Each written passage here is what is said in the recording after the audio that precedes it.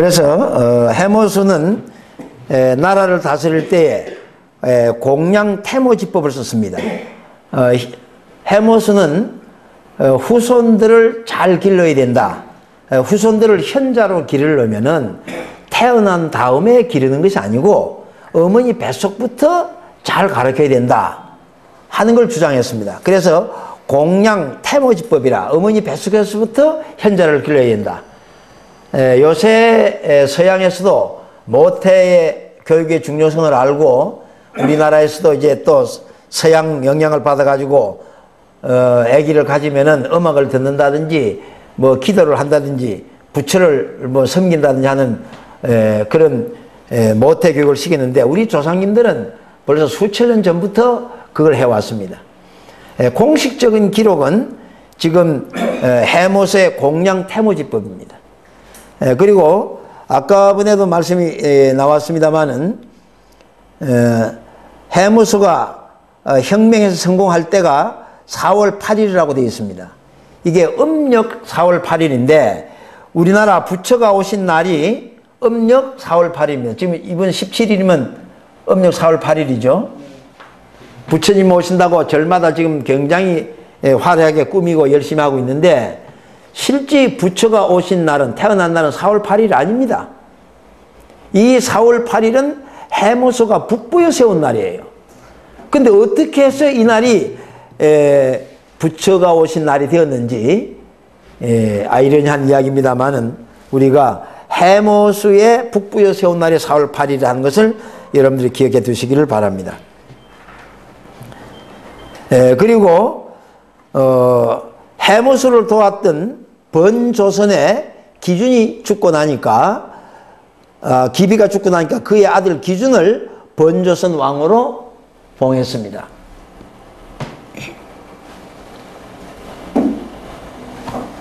그 앞이군요. 그리고 해모수 20년, 그러니까 BC 220년입니다.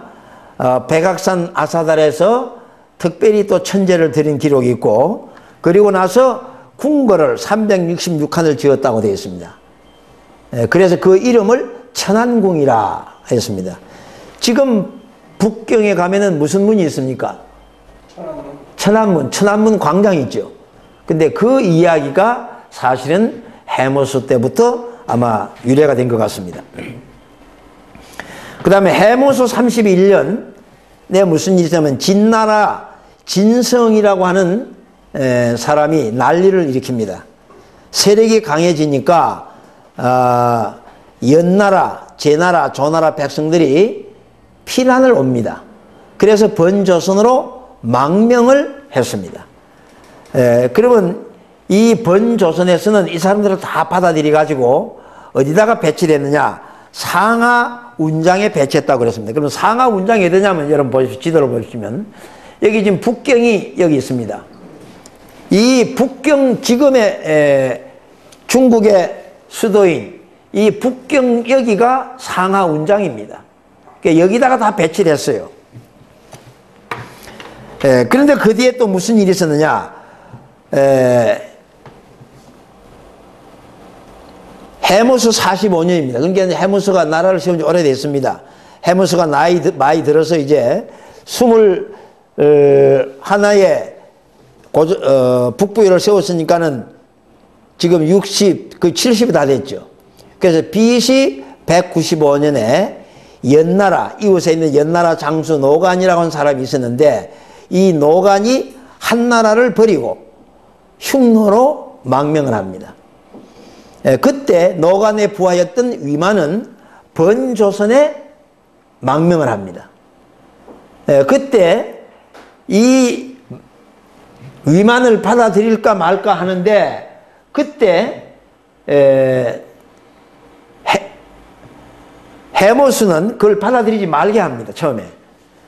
그런데도 불구하고 위만은 어떻게 하든지 해모수를 설득해 가지고 그 위만을 받아들이려고 애를 씁니다. 그런데 결국은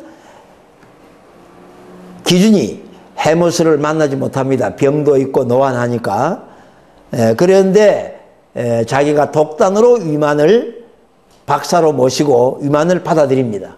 그러니까 아마 기준이 해모스에게 상당히 반했던 모양입니다.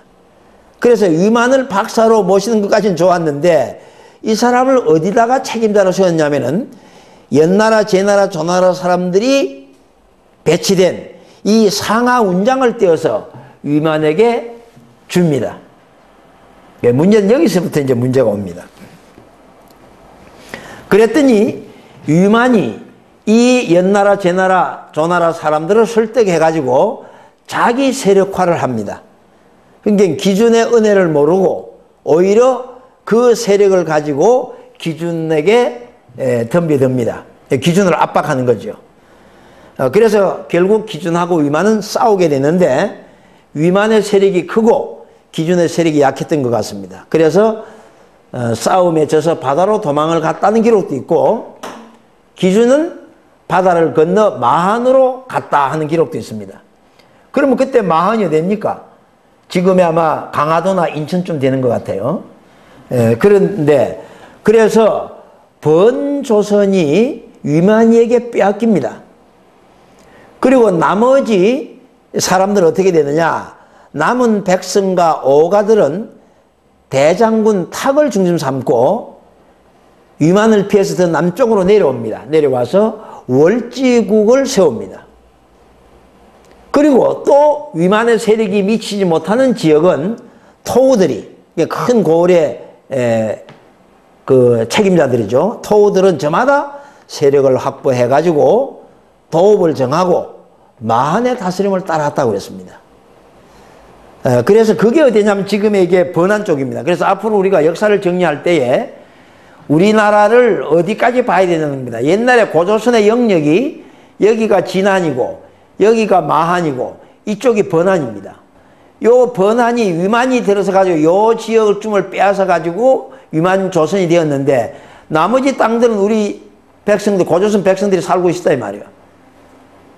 그래서 월나라도 세우고 뭐 여러 가지 나라를 세웠는데 이 지역을 역사적으로 어떻게 정리할 것이냐 하는 문제가 이제 다음 시간에 또 이야기가 되어집니다. 그래서 위만이 번조선을 다스리면서 위만조선이라고 되어 있습니다. 지금 우리 역사가들은 우리 상고사를 모르다 보니까 고조선을 이은 것이 위만조선이다라고 알고 있어요. 지금까지 제가 말씀드린 내용은 고조선은 대보유가 그 다음에 뭐로 바뀝니까? 북부여로 바뀌다고 그랬죠. 북부여가 진조선, 번조선, 막조선, 고조선을 계승했으니까. 근데 그 번조선의 마지막 왕이 기준인데 기준이 위만이하고 싸워서 지니까 위만이 번조선을 차지하게 되어서 번조선 전체 지역은 아니지만 중요 지역을 위만이 점령해서 다스리니까 위만조선이 된 겁니다. 그러니까 위만이 점령한 위만조선은 고조선 전체가 아니고 번조선, 지금에 말하자면 북경의 부근 지역입니다. 그래서 번조선이 멸망을 합니다. 그러니까 대부여, 북부여에서 진조선, 번조선, 막조선 중에서 번조선이 제일 먼저 망하고 그리고 막조선도 마지막 그 왕이 맹남인데 그 맹남의 세력이 약해지자 많은 사람들이 여기서 토우들이 저마다 세력을 확보해서 도읍을 정하고 마한의 지시를 따랐듯이 마한 역시도 그런 지경에 이르게 됩니다. 그래서 고조선이 조선이 대부여로, 대부여가 북부여로, 북부여가 이제 고구려로 바뀌면서 여러 나라로 분열이 되어집니다.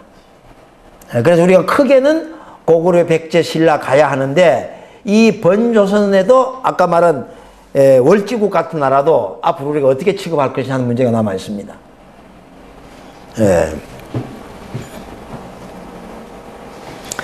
그래서 그 뒤에 해무스 황제가 돌아가시게 되니까 웅심산 동쪽 기슭에 장사를 지내고 모서리가 즉위를 합니다.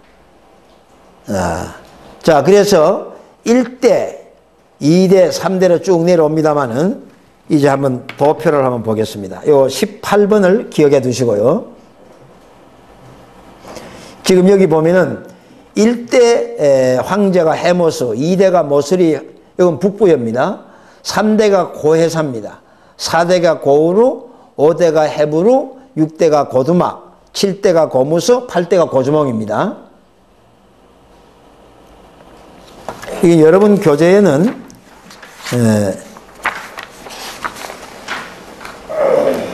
71페이지입니다. 71페이지. 고주몽이 고구려로 바뀌고 나라 이름을 바꾸고 나서 고주몽은 BC 37년에 즉위를 하죠. 그 다음에 유리왕이 대를 잇고 대무신왕, 민중왕, 모범왕 이렇게 내려옵니다. 자, 여기서 한번 보겠습니다. 아까 말씀드린 대로 이건 가서본 부여 이야기고요. 아까 다시 돌아가겠습니다. 18번으로 18번 4대 고우루 황제 때에 이제 어떤 일이 일어나냐 하는 이야기입니다. 여기를 한 5분간 쉬었다가 18번부터 시작하겠습니다. 지금까지 제가 말씀드린 것은 조선이, 우리가 지금 조선 앞에다가 고자를 붙이는데 많은 분들이 당군께서 세운 나라가 고조선인 줄을 되게 알고 있어요. 근데 사실은 그게 아니고 조선입니다. 당군께서 세우신 나라는. 그런데 왜 우리는 고조선이라 하느냐 하고 물으면은 대부분이 근세 조선하고 구별하기 위해서 그렇다라고 말하는 분들도 계십니다. 근데 이련 스님이 삼국유사를 쓰면서 그 제목에다가 기이 고조선 가로 열고 왕금조선 이렇게 해놨어요. 그래서 고조선이 되어버렸어요. 그러면 이련 스님이 당시에는 근세조선도 없었는데 왜 고자를 붙였느냐? 그것이 바로 이제 말씀드린 위만조선 때문에 그랬습니다. 그러니까 위만조선과 당군의 조선을 구별하기 위해서 고자를 붙인 겁니다. 그래서 저희는 이제 우리 상고 역사대학에서는 고자를 붙이다가 젊은 사람들이 자꾸 잘 모르니까 그 고자를 빼고 옛자를 쓰자 그런 겁니다. 그래서 옛조선 이랬습니다. 그걸 여러분 이해해 주시고, 그래서 옛조선이 44대에 와서 대부여로 바뀝니다. 아까 말씀대로 구물당군 때. 그러다가 그 대부여가 해무수에 의해서 북부여로 바뀌어서 통합이 되었다고 그랬죠. 그리고 그 북부여 속에 제후로서 이제 가수본 부여가 있습니다. 그게 지금 여기서 나오는 이야기입니다. 18대에 4대 고우루, 그게 북부여입니다. 고우루 13년에 한나라 무제 유철이, 그러니까 한나라 세력이 이제 많이 팽창한 거죠. 침략을 해서 우거를 멸했다고 했습니다. 그 우거가 누구냐 하면은 바로 위만조선의 손자입니다. 위만조선의 손자가 우거인데 그 우거를 멸하고 거기다가 사군을 설치합니다. 그래서 우리가 한사군이라 그러죠. 따라서 이 한사군은 우리 한반도하고는 아무 상관이 없고 위만조선이 있었다고 하는 지금 북경북원이죠. 아까 말씀드린 대로 이 북경북원, 여기가 위만조선이었고 위만조선이 3대째 손자 때 와가지고 87년 만에 한나라 유철에게 망합니다. 그래서 기준이 위만이 기준을 속이고 은혜를 모르고 나라를 빼앗았다가 87년 만에 한나라 무제 유철에게 망합니다. 그리고 거기다가 사군을 설치한 것을 우리가 한사군이라 하는데, 지금까지 역사에서는 일본의 역사 왜곡에 의해서 우리 한사군이 저기 평양 부근에 있다고 지금까지 가르쳐 왔습니다. 이것이 잘못된 겁니다. 그래서 이 위만조선은 87년 만에 결국 망했습니다. 자, 그러다 보니까 한나라 세력이 점점 세져가지고 위만을 멸망시키고 한사군을 설치하고는 그 세력을 동쪽으로 진격해 나옵니다. 그때가 북부여 4대 고으로 황제 때입니다. 그때에 이제 누가 일어나느냐, 고두막한이라고 하는 이제 장군이 의병을 일으켜 가지고 이 한나라 세력을 몰아냅니다. 그러다 보니까 고두막한이 전쟁을 잘했던 모양이에요. 그게 많은 부하들이 생겨나고, 그러다 보니까 세력이 강해지니까 고두막한이 졸본에다가 또 나라를 세웁니다. 제후국이죠. 그러니까 북부여 속에 가스본 부유가 있었듯이 북부여 속에 이제 그 고두막한이 부여를 또 세워요. 그게 졸본 부여입니다.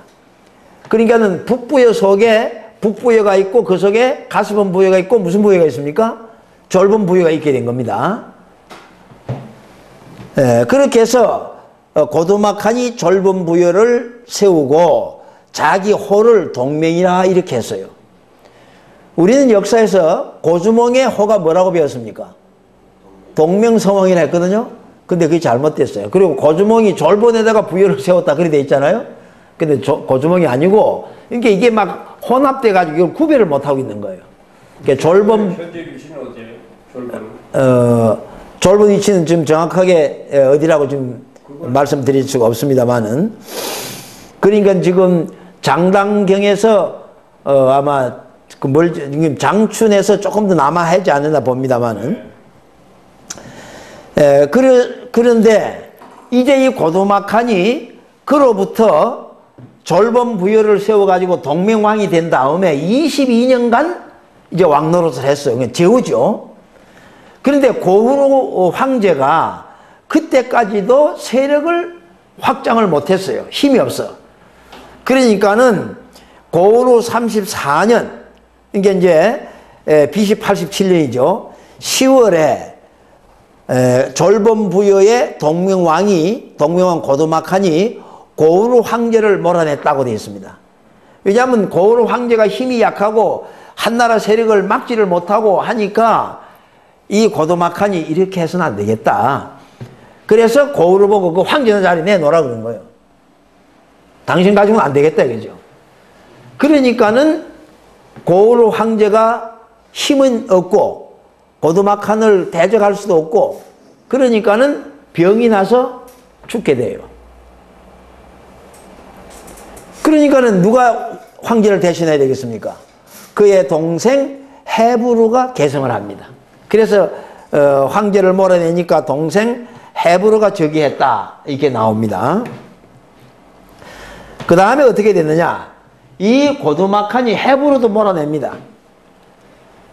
그러니까 동생이 이제 황제가 돼가지고 또 북부여를 지도하고 나가니까 고두막한이 이미 칼은 뺐는데 헤부르한테 물러날 수는 없어요. 그러니까 이번에는 고두막한이 헤부르를 죽이려고 합니다. 그러니까는 이제 헤부르가 힘은 약하고 잘못하면 죽게 생겼단 말입니다. 그런데 그때 아람불이라고 하는 그 뒤에 이제 교재에 나와 있습니다만, 아람불이 헤부르에게 권고를 합니다. 우리가 이러다가 죽으면 뭐 합니까 이거야. 그러니까 살아야 되겠다 이거야. 근데 마침 카스본이라고 하는 지역이 땅이 느르고 기름지니까 그곳에 가서 나라를 세웁시다 그럽니다. 그래서 헤부르가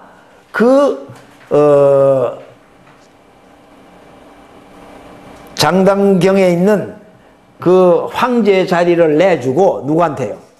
고두막한테 내주고 가스본으로 간 거예요. 그래서 가스본에 가서 이제 나라 이름을 부여라고 했습니다. 부여. 그래서 그 지역 이름이 가스본이니까 가스본 부여라 하고, 또는 역사 기록에 동부여라고도 불러요. 그러니까 동부여라는 말은 가스본 부여를 말하는데, 그 땅이 넓고 기름지니까 그곳에 가서 살고 있는 백성들을 다 모아요. 그리고 잘 지도를 합니다. 여기서 쫓겨나면서 재물이고 뭐 그거 다 가져갔을 거 아니에요. 그걸 가지고 가가지고 백성들을 규율을 하고 하니까 백성들이 막 모여듭니다. 그리고 백성들을 잘 지도하니까 그 백성들이 그 헤브루를 위해서 노래도 지어주고. 자, 그런데 헤브루가 아까 말씀드린 대로 아들을 못 낳습니다. 그러니까는 백성들을 잘 구휼하고 하니까 사람들이 자꾸 또 모여듭니다. 그래서 가스본 부여가 세력이 점점 강해지는데 아들을 못 낳으니까 산천에 가서 기도하고 옵니다. 오다가 유아 부인을 만난 거예요. 그래서 아까 말씀드린 대로 유아 부인은 고모소에 의해서 아기를 갖게 되었고 집에서 쫓겨나고 올 데 갈 데 없으니까 그 변실에서 살고 있었어요. 근데 그걸 헤브로가 보고 사연을 들어보니 바로 그 북부의 황실의 일부인 고모수가 그렇게 해놨단 말이야. 그러니까 유아 부인을 궁중으로 데려간 거예요. 그래서 아들을 낳은 것이 고주몽입니다. 그 고주몽이 이제 자란과 동시에 그 뒤에 헤브로가 또 산천에 기도 갔다 오다가 그 말을 얻었다고 그랬죠. 주웠어요. 그래서 그 말을 자기 태자로 삼은 거예요. 그러니까 이 역사가 그래서 아이러니한 겁니다. 만약 주몽이를 태자로 삼아버렸더라면은 고주몽이 북부의 황제가 될 수 없었지요. 그래서 지난 역사를 보면은 화가 복되고 복이 화되고 막 그러는 거예요. 그러니까 우리 인생 노정에서 어려운 일이 생겼다고 절대 낙심할 건 아닙니다. 화가 복된 거. 만약 그때 고주몽이를 몰아내지 않았더라면은 고주몽이는 북부에 와서 황제가 될 수 없어요. 자, 그렇게 해서 금화가 태자가 되고 고주몽은 이제 밀려나서 북부여로 옵니다. 그렇게 해서 가서본에서 고주몽이 태어나가지고 북부의 황제가 되고 그 다음에 고구려를 일으키고 그 가스본 부여의 파소라고 하는 공주가 누구를 낳았다고 그랬습니까? 박혁계서를 낳았다고 그랬죠. 그래서 신라가 일어나게 되고, 자, 이런 일련의 그 사건을 쫙 되돌아보면은 우리 민족의 흐름이라는 게 이게 그냥 인위적인 걸로 나쁘게만 해석할 것인가 하는 문제입니다. 그래서 역사의 근본, 마지막 이제 날 말씀을 드립니다마는 마지막 이야기를 여러분이 들으셔야 비로소 왜 지금 지나온 역사가 그랬는가 하는 것이 비로소 해명이 되어집니다. 자, 그래서 여러분 제일 뒷페이지를 한번 넘어가겠습니다.